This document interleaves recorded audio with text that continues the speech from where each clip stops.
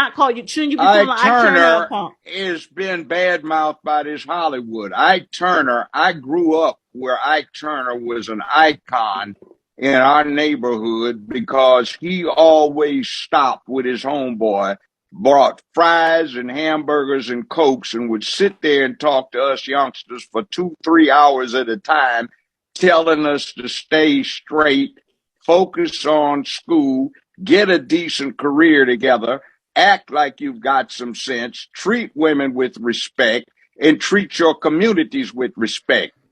Tina Turner drove around in a matching Rolls Royce, and if you made the bad mistake of confusing the two vehicles, she'd roll the window down, cuss you out, spit at you, tell you you weren't worth a goddamn, and she would treat you like dirt.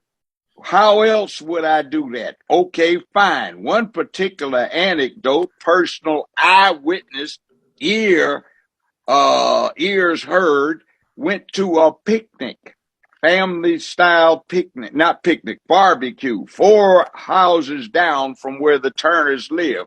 Ike was down doing his gardening. He put his trowel down, wiped his hands over, came over and talked to the young men, including me. We all played football for Dorsey High, asked us how the team was doing, talked stuff to us, told us to be in school. He went back. That witch, Tina Turner, came out the door, started cussing at him. He started talking to her, saying, please, there are children around. Stop that.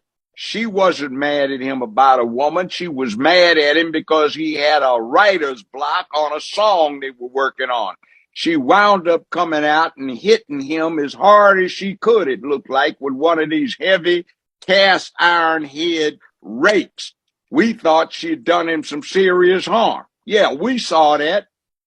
I saw her when she was standing in line at Ralph's Market on Crenshaw Boulevard at the railroad tracks. There were 4 little high school girls went to Dorsey. I was in college, a senior at the time. Tina was standing in front of them.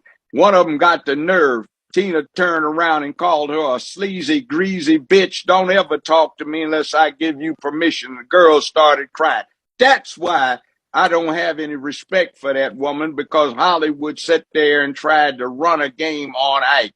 Ike and his new wife were in front of me for 2 arbitration proceedings. You know what for? Because they had a foundation to help out abused women. What it was about is if the woman signed a contract, they would give her money to escape from the abuse. If she went back, she owed a repayment on what was a loan. If she left, it was a gift. That's what it was about, because Ike Turner was an upstanding man, and that sleazy heifer. Oh, and I don't even talk about what she used to do when she was a pimp in Memphis.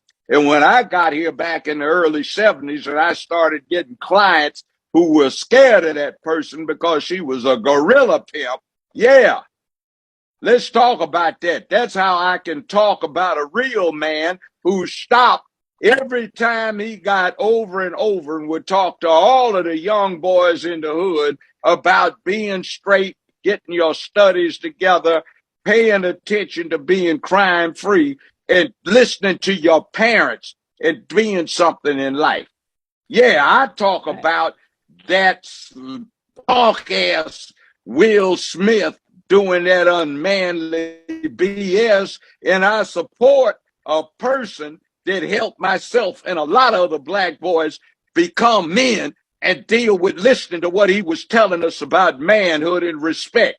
And I saw him act with respect, and I saw that witch that Hollywood made into a prototype for a feminist mad woman act exactly the opposite.